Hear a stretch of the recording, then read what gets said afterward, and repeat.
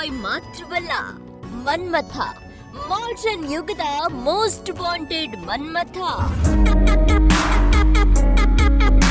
ಫೋಟೋಗಳನ್ನ ನೋಡಿ ಇವರ ಡ್ರೀಮ್ ಬಾಯ್ ಅಂತಾನೂ ಹೇಳಬಹುದು, ಮನ್ಮಥ ಅಂತಾನೂ ಹೇಳಬಹುದು. ಆದ್ರೆ ಇವನು ಡ್ರೀಮ್ ಬಾಯೂ ಅಲ್ಲ, ಮನ್ಮಥನೂ ಅಲ್ಲ, ಇವನೊಬ್ಬ ಪ್ಲೇ ಬಾಯ್.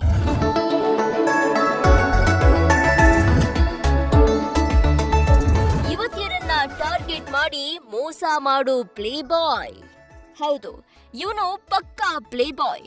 ನೋಡೋಕೆ ಸ್ವಲ್ಪ ಸ್ಮಾರ್ಟ್ ಆಗಿದ್ದೀನಿ ಅನ್ನೋದನ್ನೇ ಅಸ್ತ್ರವಾಗಿಸಿಕೊಂಡಿರುವ ಇವನು ಸಿಕ್ಕ ಯುವತಿಯರಿಗೆ ವಂಚಿಸಿದ್ದಾನೆ.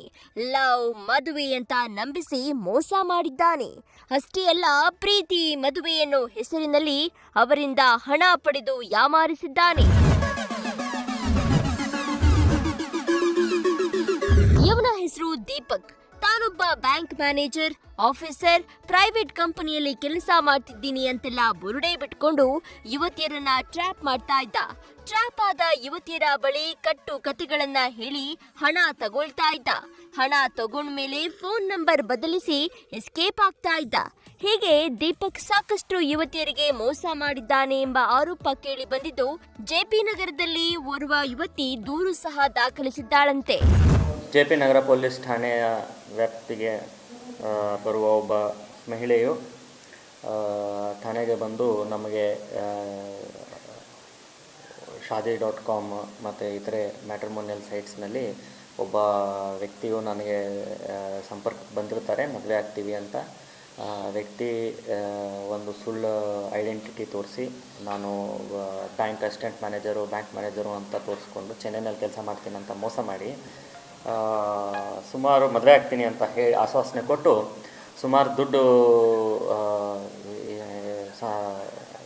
ಕಂಪ್ಲೇಂಟಿಂದ ಪಡೆದಿರೋದ್ರ ಬಗ್ಗೆ ದೂರು ದಾಖಲಾಗಿರುತ್ತದೆ.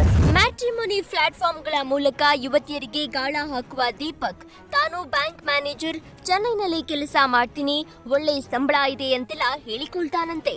ಅಷ್ಟೇ ಅಲ್ಲದೆ ತನ್ನ ಪ್ರೊಫೈಲ್ನಲ್ಲಿ ತನ್ನ ಫೋಟೋಗಳನ್ನ ಹಾಕದೆ ಹ್ಯಾಂಡ್ಸಮ್ ಆಗಿರುವ ಬೇರೆ ಯುವಕರ ಫೋಟೋ ಹಾಕಿ ಅದು ತಾನೇ ಅಂತ ಬಿಂಬಿಸಿಕೊಳ್ತಾನಂತೆ.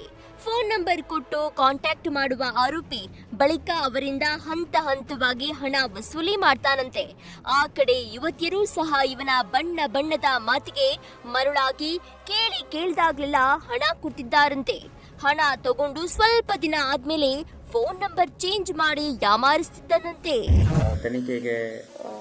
ತನಿಖೆ ಸ್ಟಾರ್ಟ್ ಮಾಡಿದಾಗ ಆರೋಪಿ ಬಗ್ಗೆ ಈ ರೀತಿ ಸುಮಾರು ಕಂಪ್ಲೇಂಟ್ಸ್ ಇದ್ದಾವೆ. ಇನ್ನೊಂದು 8 ಪ್ರಕರಣಗಳಲ್ಲಿ ಸಹ ಕೆಲವು ವರದಿಯಾಗಿವೆ, ಮೋಸ್ಟ್ ವರದಿ ಆಗಿಲ್ಲ. ಈ ರೀತಿ ಮೋಸ ಮಾಡಿದಾನಂತ ಗೊತ್ತಾಗಿ ವ್ಯಕ್ತಿ ಇದೇ ರೀತಿ ಸುಮಾರು ಪ್ರಕರಣಗಳಲ್ಲಿ ಹೆಣ್ಮಕ್ಳಿಗೆ ನಾನು ಬ್ಯಾಂಕ್ ಮ್ಯಾನೇಜರು, ನಾನು ಆಫೀಸರು ಅಂತ ಹೇಳಿ ಮೋಸ ಮಾಡಿ ವಂಚನೆ ಮಾಡ್ತಾರೋ ಪ್ರಕರಣ.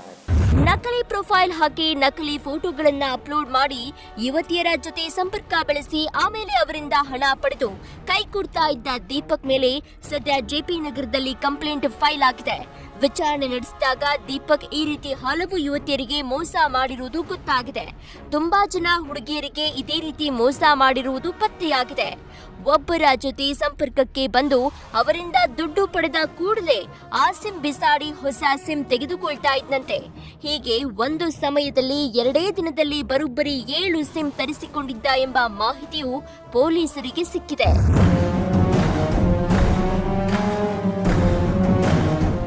ಯುವತಿಯರ ಜೊತೆ ತುಂಬಾ ಆತ್ಮೀಯವಾಗಿ ಮಾತಾಡಿ ಅವರನ್ನ ನಂಬಿಸ್ತಾ ಇದ್ದ ದೀಪಕ್ ಇನ್ನೇನು ಮದುವೆ ಆಗ್ಬಿಟ್ಟ ಅನ್ನೋ ಮಟ್ಟಕ್ಕೆ ಕ್ಲೋಸ್ ಆಗ್ತಾ ಇದ್ದಂತೆ. ಹಾಗಾಗಿ ಆ ಯುವತಿಯರು ಕೂಡ ದೀಪಕ್ನ ರಂಗಿನಾಟ ಗೊತ್ತಾಗದೆ ಮರುಳಾಗ್ತಾ ಇದ್ರು. ಇನ್ನು ಬೇರೆಯವರ ಪ್ರೊಫೈಲ್ ಹಾಕಿ ಯುವತಿಯರ ಜೊತೆ ಮಾತನಾಡ್ತಾ ಇದ್ದ ದೀಪಕ್ ದುಡ್ಡು ತಗೊಳ್ಳೋಕೆ ಅಂತ ಬಂದಾಗ ಖುದ್ದು ತಾನೇ ಬರ್ತಾ ಇದ್ನಂತೆ.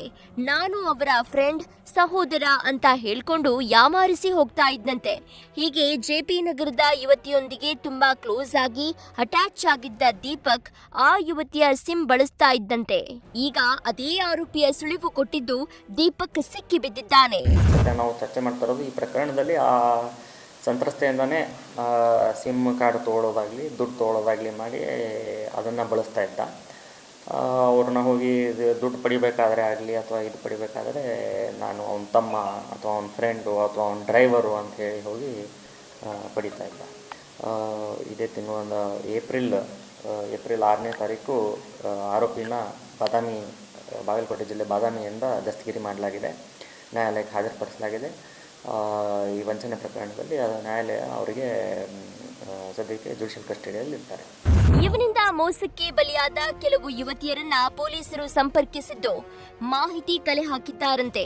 ದುರಂತ ಏನಪ್ಪಾ ಅಂದ್ರೆ, ಇವನು ಎಷ್ಟೇ ಯಾಮಾರಿಸಿದ್ರು, ಎಷ್ಟೇ ಮೋಸ ಮಾಡಿದ್ರು, ಇವನಿಂದ ಮೋಸ ಹೋದ ಕೆಲವು ಯುವತಿಯರು ನಮ್ಗೆ ಇವನೇ ಬೇಕು ಅಂತಿದ್ದಾರಂತೆ.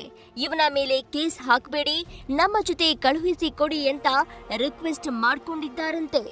ಇದನ್ನೇ ಅಲ್ವಾ ಕಲಿಕಾಲ ಅನ್ನೋದು. ಇಲ್ಲಿ ವಂಚಕರಿಗೆ ಕಾಲ, ಮೋಸ ಮಾಡಿದವರಿಗೆ ಕಾಲ.